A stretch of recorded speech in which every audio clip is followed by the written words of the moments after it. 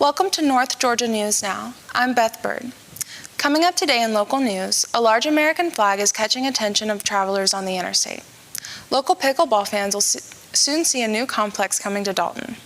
Governor Brian Kemp has signed a new Dalton charter into law, and Murray County High School will welcome a new head basketball coach after nearly 2 decades. In state news, it was a violence-filled weekend for Savannah following multiple shootings, and Zoo Atlanta will soon say goodbye to its last remaining pandas.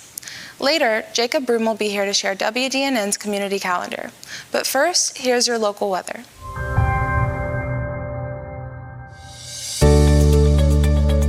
Today's local weather is brought to you by Built Well Bait.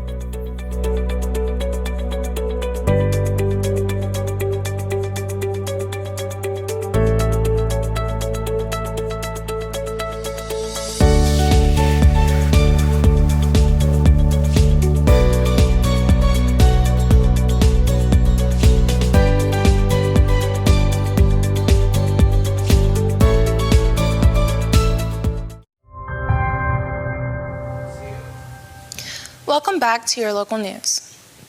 Travelers may have noticed a large American flag adorning the area just off of I-75 at exit 336 in Rocky Face. The 30-foot by 50-foot flag is thanks to Ford of Dalton. Dealer principal Jason Denson and Ford of Dalton employees held a dedication ceremony at the dealership last week as the flag was raised atop a 130-foot tall pole. American Legion Post 112 Legionnaires Janet Duncan, Junior Hammondtree, Anthony Robinson, and Don Gray were in attendance for the dedication and helped take part in raising the flag. It's a special day for all of us at Ford of Dalton, and we're so blessed to be able to come and help dedicate this flag to the service members of Whitfield County and the city of Dalton, said Denson. I can't wait to see it fly for many, many years, he added. The flagpole was installed by Tyson & Associates Construction Company Incorporated of Ringgold. The construction company also had representatives in attendance to help with the dedication of the flag. Denson gave special thanks to the contractor for helping make the project happen, stating that he knew it was a little bit of a task. Many others were in attendance for this special occasion, including business partners, family members, and government officials, including State Senator Chuck Payne. Payne served as a paratrooper in the U.S. Army 82nd Airborne Division. Payne said the flag represents more than just commerce and provides a sense of pride for the Rocky Face area, bringing attention and light to the nearby exit off I-75.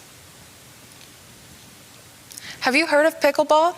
The tennis ping-pong style game is currently America's fastest growing sport and is making quite the impact on our local area.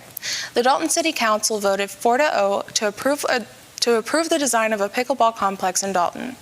The $168,000 contract is with Prime Engineering of Atlanta and will be constructed at James Brown Park located on Civic Drive. Plans for the complex include a concessions and restroom building, a pavilion, and 15 pickleball courts, 6 of which will be equipped with shaded seating areas. The council also voted regarding a new property and evidence building for the Dalton Police Department. The $3.7 million project will be one of the last to be funded with the 2020 Special Purpose Local Option Sales Tax, also known as SPLOST. The building will be on the same site as the Police Services Center, which is located on Jones Street. Council members voted 4-0 to approve a $19,968 contract with Geohydro Engineers of Kennesaw to conduct subgrade evaluations and field density testing, foundation bearing service evaluations, concrete testing, masonry testing, and structural steel inspection and testing at the site of the new building. In other news, Governor Brian Kemp has signed a Dalton charter into law. The new charter was finalized and approved by the Dalton Mayor and Council last November. Drafts for the new charter began in 2022 and took more than a year to revise before being submitted to the state for Kemp's review. The previous charter had not been revised since the 1970s, and officials estimate that much of the original document was more than 100 years old, with many sections being out of date and no longer reflecting current practices or laws. The city sought legal counsel from the minor firm as well as city department heads and staff in order to draft the new charter. The document was thoroughly reviewed multiple times to ensure that there were no conflicts. City Administrator Andrew Parker oversaw the project. It was a project that was 50 years in the making, Parker said. Hopefully this charter will serve the city for the next 50 years before it ever needs to be updated again, he added. Officials said the process of writing and revising the charter included a great deal of public input, with sessions and public hearings being held to solicit community feedback.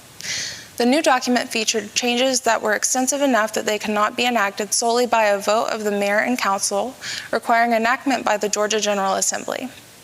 According to Parker, residents should not notice any new changes to the way the government works.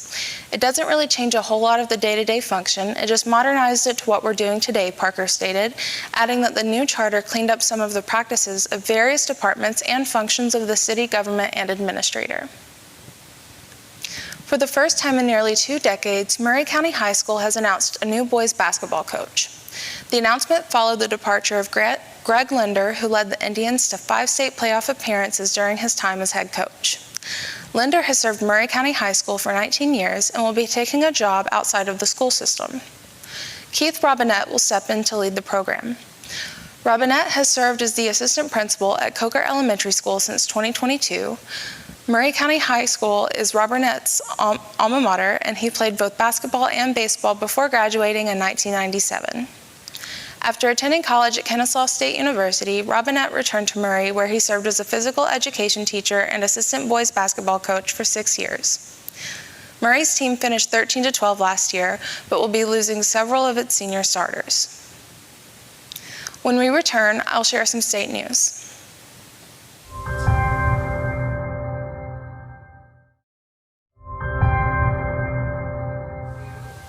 Welcome back. 11 people were left injured following a mass shooting in Savannah. It was a weekend of violence for Georgia's oldest city. 5 shootings took place in the city, 2 of which were fatal according to authorities. One shooting broke out late Saturday following an argument between 2 women. One shot rang out that triggered other individuals to shoot. We had multiple individuals discharge their weapons to shoot each other, which resulted in multiple people getting shot, said Police Chief Lenny Gunther. 10 individuals were hit with gunfire. Victims were treated at the scene and several had to be taken to a local hospital. None of the injuries appeared to be life-threatening. Police answered another call on Saturday about a reported home invasion where a juvenile was found deceased in a home. Initial reports are that shots were fired after a resident of the home confronted an armed intruder. Savannah Mayor Van Johnson feels it is time for reasonable gun control laws. We have to insist on smart gun laws, he said at a Sunday news conference. And then, on the other end, we have to insist that people act responsibly with those weapons. Savannah passed an ordinance back in April requiring weapons left in vehicles to be securely stored, an effort Johnson said is meant to cut down on gun thefts from unlocked cars. Zoo Atlanta is making preparations to say goodbye to 4 of the remaining pandas in their care. Parents Lun Lun and Yang Yang, along with their American-born twins, are the last pandas at any United States zoo. The giant bears will be making their way to China this fall following the expiration of Zoo Atlanta's giant panda bear agreement. Atlanta received Lun Lun and Yang Yang in 1999 as part of a 25-year loan. A specific date for the transfer has not been announced yet, but is expected to occur sometime between October and December. The 4 pandas have been the last in the United States since the National Zoo in Washington returned 3 pandas to China last November. Other American zoos have sent pandas back to China as well, as loan agreements have lapsed amid heightened tension between the 2 nations. Officials for Zoo Atlanta said they should be able to share an advance notice before the pandas leave. Officials also said no discussions have taken place regarding whether or not Atlanta will see any future pandas. However, it is possible that America will welcome another panda pair as soon as this summer. The San Diego Zoo said last month that staff members recently traveled to China to meet the pandas. When we return, Jacob Broom will share WGNN's community calendar. But first, here are the obituaries.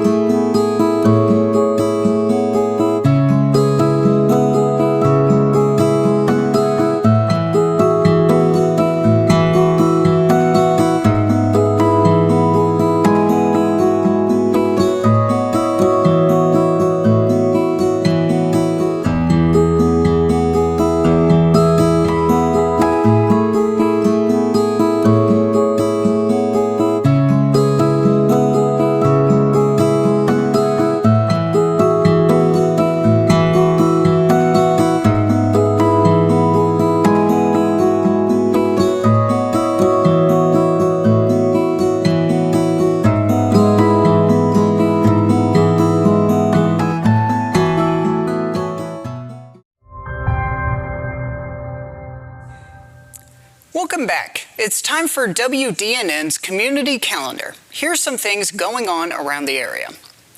The Chickamauga and Chattanooga National Military Park, in partnership with the Chattanooga National Cemetery, invites the public to participate in a free torchlight tour of the Civil War portion of the cemetery on Memorial Day, May 27th.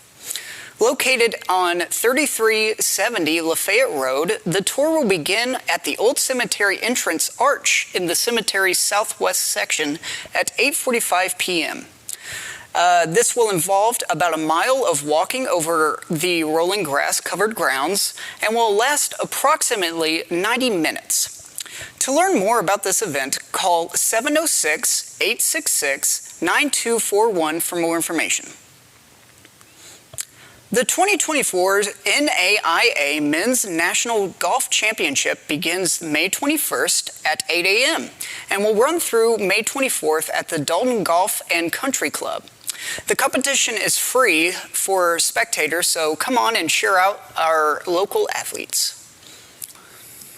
Celebrate Memorial Day weekend in Ringgold, Georgia for the annual 1890 Days Jamboree Street Festival.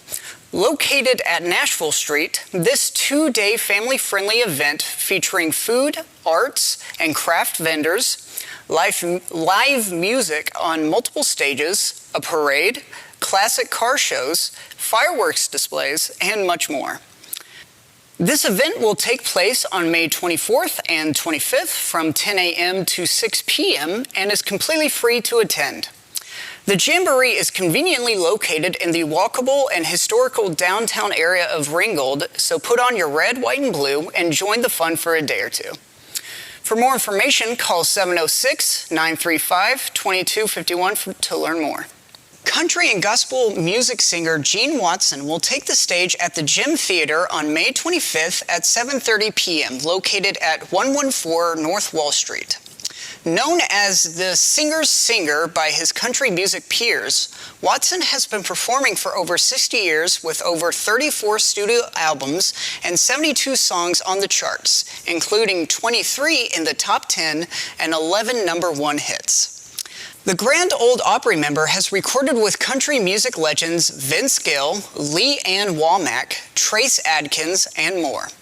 For 6 decades, Gene Watson has delivered soulful ballads and shows no signs of slowing down by touring across the country and working on a new album. Tickets are priced between $48 to $54 with reserved seating recommended. For more information, go to www.calhoungymtheater.org or call 706-625-3132 to learn more. If you'd like to submit information on your event for North Georgia News Now's community calendar, send an email to info@wdnntv.com. That's it for this edition of North Georgia News Now. Be sure to visit us on Facebook, YouTube, and Instagram. Thanks for watching Local.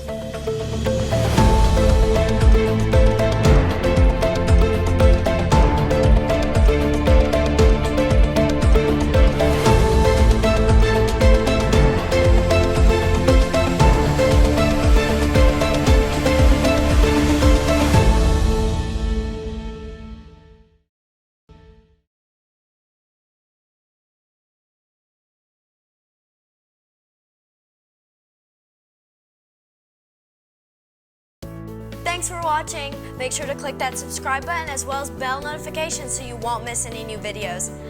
Also, follow us on our social medias. Thank you again for tuning in, and until next time, keep watching Local.